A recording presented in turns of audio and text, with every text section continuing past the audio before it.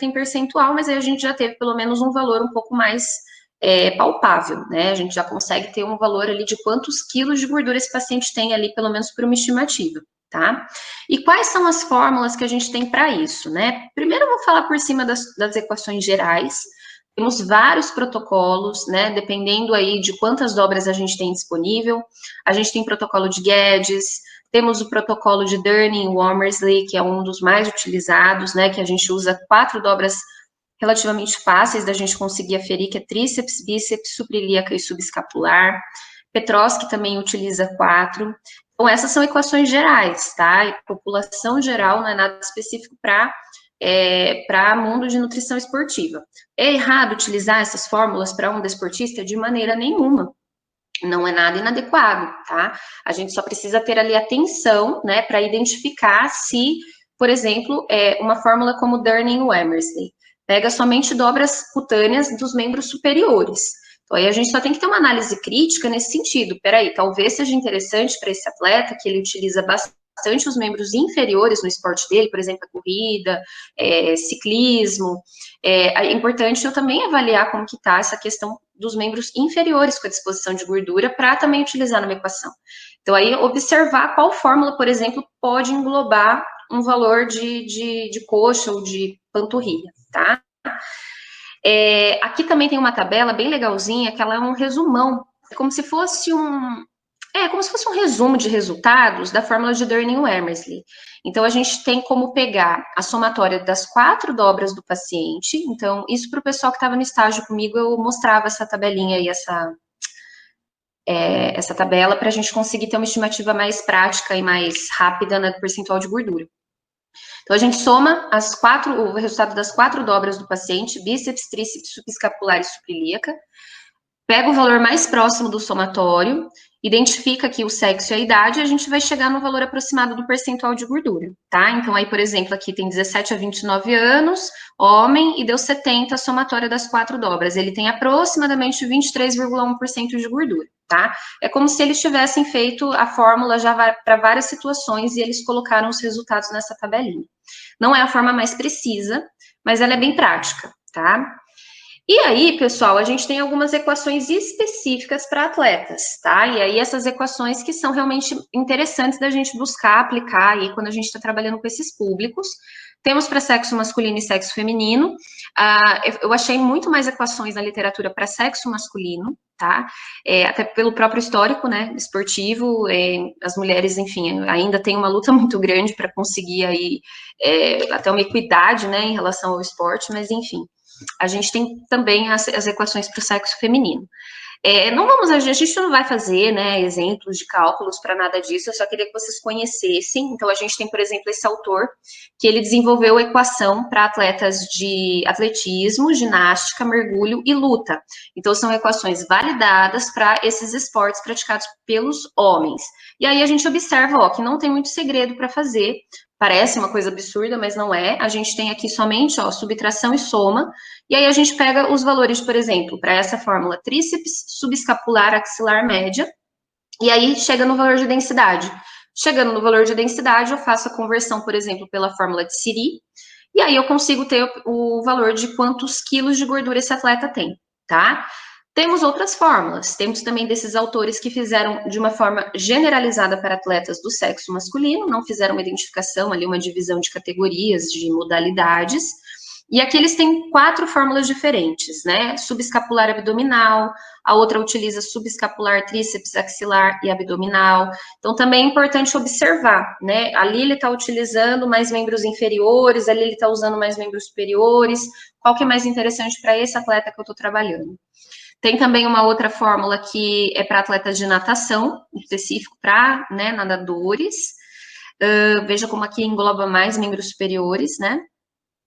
Aí a gente também tem para atletas de alto nível de 15 a 39 anos, que aí ele colocou nessa faixa etária, para várias modalidades, né? Como é um autor que fez essa pesquisa, enfim, chegou a essa equação diretamente trabalhando com atletas lá norte-americanos, então a gente vê aí modalidades esportivas até que não são muito do nosso meio, né? Badminton, o futebol americano, lacrosse, o hockey, mas aí também vai levantamento de peso, natação, futebol, atletismo, vôlei, também pode ser validada para esses esportes, tá? Jackson e Pollock, que eles também são bem conhecidos, né, na nutrição clínica, eles também têm uma fórmula específica para atletas, tá? Eles têm lá uma fórmula para 18 a 29 anos de homens atletas, e aí, no caso, também chega no valor de densidade. O único que dá o resultado diretamente em percentual de gordura é essa fórmula de Faulkner, que é para atletas de natação. As outras são fórmulas de densidade, tá? E no caso de Jackson e Pollock, eles já dão também a fórmula de conversão deles, né, para fazer a conversão para percentual de gordura diretamente.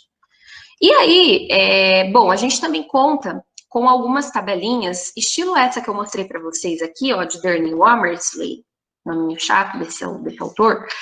A gente também tem algumas que já existem na literatura para facilitar um pouco a vida da gente, né? Se tiver ali impressa, enfim, à mão essas tabelinhas, a gente não precisa fazer todos os cálculos dessas equações, a gente pode chegar em um valor aproximado. Então, por exemplo, aqui seria nessa tabela, né, as estimativas de percentual de gordura pela equação de Thorland, tá? Para homens atletas, aí no caso, atletismo, ginástica, mergulho e luta, que é essa daqui que eu mostrei para vocês a primeira. E aí, para isso, a gente precisa somar, né, as dobras do tríceps, subescapular, axilar médio, supilíaca, abdominal, coxa e panturrilha, que são as que ele utiliza na fórmula. E aí a gente chega no valor aproximado de percentual de gordura aqui do lado, tá o resultado, tá? Mesma coisa para a fórmula de Winters, para 15 a 39 anos, para todos aqueles esportes, até coloquei aqui embaixo quais são as medidas utilizadas. Tudo isso eu vou pôr na apostila para vocês, tá bom? Então, aí se vier algum cálculo aí na prova, alguma coisa assim, vocês têm isso à mão para facilitar, e eu acho que é útil para vocês também lá no mercado de trabalho mais para frente, né? Jackson e Pollock também, a gente tem aí as tabelas de referência, que daí vem divididas pela idade também, tá? De 18 a 29 anos, a gente soma as dobras que eles utilizam na fórmula, pega a idade do paciente e a gente chega num valor aproximado do percentual de gordura, tá? Depois é até legal a gente fazer para bater, né? Para ver, para comparar, fazendo à mão a equação e fazendo pela estimativa da tabela, se realmente dá um valor bem próximo. Sempre vai dar, né? Mas se a gente puder fazer a equação de fato, é sempre melhor. E para o sexo feminino, pessoal, temos aí, ó, atletismo, ginástica, mergulho e luta, uma fórmula também de Thorland, densidade vai ser o resultado. O Winters, que também fez para mulheres de 11 a 41 anos, pegando várias modalidades diferentes. E olhem só que chatinha que já é essa fórmula aqui de Winters, ó, já entra log na fórmula.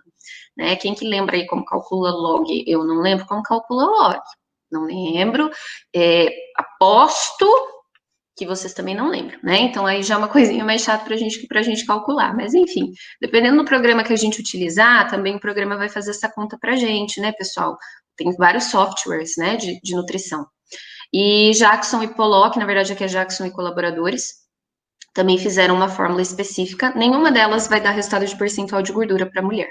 Vejam como são menos, né, fórmulas, mas a gente também pode contar com algumas específicas para atletas. E também temos algumas tabelinhas aí já prontas para a gente estimar o percentual de gordura para as mulheres, tá? No caso de Winters e no caso de Thorland, acho que de Jackson também colaboradores, tá? Então, uma mãozinha na roda.